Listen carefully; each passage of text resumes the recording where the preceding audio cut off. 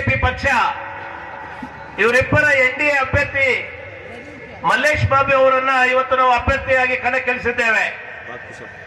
ಆ ನಿಟ್ಟಿನಲ್ಲಿ ಪ್ರತಿ ಹೋಬಳಿ ಹಂತದಲ್ಲಿ ಕಾರ್ಯಕ್ರಮಗಳನ್ನು ನಾವು ಮಾಡ್ತಾ ಬರ್ತಾ ಇದ್ದೇವೆ. ಬೆಳಗ್ಗೆ ಕೂಡ ದುಗ್ಸಂದ್ರ ಹೋಬಳಿಯಲ್ಲಿ ಕಾರ್ಯಕ್ರಮವನ್ನು ಮುಗಿಸಿ ನಮ್ಮ ನಾಯಕರು ಇಲ್ಲಿ ಆಗಮಿಸಿದ್ದಾರೆ. ನಮ್ಮ ಶಾಸಕರು ಅಭ್ಯರ್ಥಿ ಇಬ್ಬರು ಬರಬೇಕು. ಅವ್ರಿಗೇನು ಪ್ರೆಸ್ ಮೀಟ್ ಅಲ್ಲಿ ಇದ್ದಾರೆ, ಒಂದು 15-20 ನಿಮಿಷ ಅವರು ಬಂದು ಇಲ್ಲಿ ಸೇರ್ಕೊಳ್ತಾರೆ. ಈಗ ಕಾರ್ಯಕ್ರಮವನ್ನ ಅಧ್ಯಕ್ಷರ ಒಂದು ಅನುಮತಿ ಮೇರೆಗೆ ಪ್ರಾರಂಭ ಮಾಡ್ತಾ ಇದ್ದೀವಿ. ನಮ್ಮ ಪಕ್ಷದ ತಾಲೂಕು ಅಧ್ಯಕ್ಷರು, ನಮ್ಮೆಲ್ಲರ ಅಚ್ಚುಮೆಚ್ಚಿನ ನಾಯಕರು ಆಗಿರ್ತಕ್ಕಂಥ ನಮ್ಮ ಕಾಡೇನಹಳ್ಳಿ ನಾಗರಾಜನವರು ಆಗಮಿಸಿದ್ದಾರೆ. ಅವರಿಗೆ ಆಧಾರದ ಒಂದು ಸುಸ್ವಾಗತವನ್ನು ಕಾರ್ಯಕ್ರಮಕ್ಕೆ ಬಯಸ್ತಾ ಇದ್ದೇವೆ.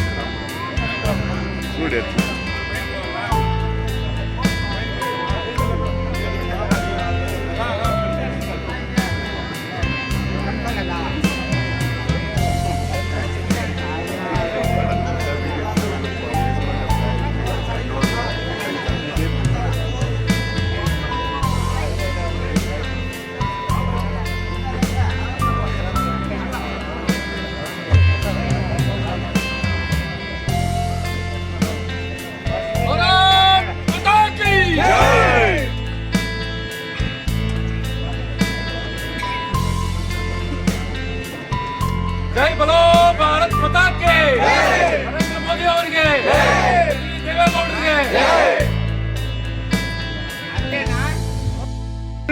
ನಾಯಕರು మన ಮೋದಕಪಲ್ಲಿ ಲೋಕೇಶ್ ಅವರು, ಟೊಮೆಟೊ ಮಂಡಿ ಸತ್ತಣ್ಣವರೇ ಹಾಗೂ ಎಲ್ಲ ವೇದಿಕೆ ಮೇಲೆ ಇರ್ತಕ್ಕಂಥ నాయಕರೇ అందరూ కూడా తెలుగులో మాట్లాడాలని అని చెప్తా ఉన్నారు. నిజమే, మనం ఆంధ్ర బార్డర్ దగ్గర ఉండేవాళ్ళు, మనం అందరూ కూడా తెలుగు మనకు అచ్చుమెచ్చ. అందుకే అందరూ కూడా తెలుగులో చాలా బాగా వింటారు. ಇವತ್ತು మనమందరూ ಕೂಡ ಇವತ್ತು ನಾವೆಲ್ಲರೂ ಕೂಡ ಒಂದು ಯೋಚನೆ ಮಾಡಬೇಕು. ಈ ಚುನಾವಣೆ ಧರ್ಮ ಮತ್ತು ಅಧರ್ಮದ ನಡುವೆ ನಡೀತಾ ಇದೆ. ధర్మం ఒక పక్క, అధర్మం ఒక పక్క.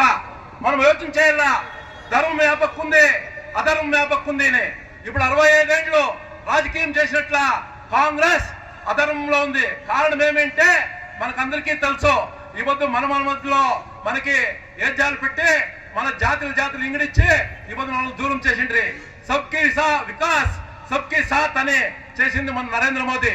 మనకందరికీ కూడా ఈ పొద్దు 56 లక్షల జనముకి ఏడాదికి 6,000 రూపాయలు రైతులకు ఇస్తా ఉన్నారు. యాదన జాతి చూసినా, సాయబ్బుని చూసినా, ఎస్సీని చూసినా, ఐవారుని చూసినా, కాపాడులను చూసినా ఎవరిని చూడలేదు. అందరూ రైతులకి 2,000 రూపాయలు ఒక సప్తిగా ఒట్టు 6,000 రూపాయలు ఇచ్చి, అదే రీతిగా యడియూరప్ప దాని జతకి 4,000 ఇస్తా ఉండ్రి. మహానుభావులు వచ్చి 8 నెలలకు వస్తానే వాళ్ళు చేసింది ఏమంటే ఆ 4,000 నిలబెట్టింది. అదే రీతిగా ఈ పొద్దు మన చిన్నోళ్ళు చదివేకపోతా ఉంటే అందరికీ కూడా విద్యానిధి ఎట్లా ఒక స్కాలర్షిప్ వస్తా ఉండే. ఇంజనీర్ చదివేవాళ్ళు కావచ్చు, డిగ్రీ చదివేవాళ్ళు కావచ్చు, బిఎస్సీ చదివేవాళ్ళు కావచ్చు, అందరికీ కూడా మనకు స్కాలర్షిప్ వస్తా ఉండే.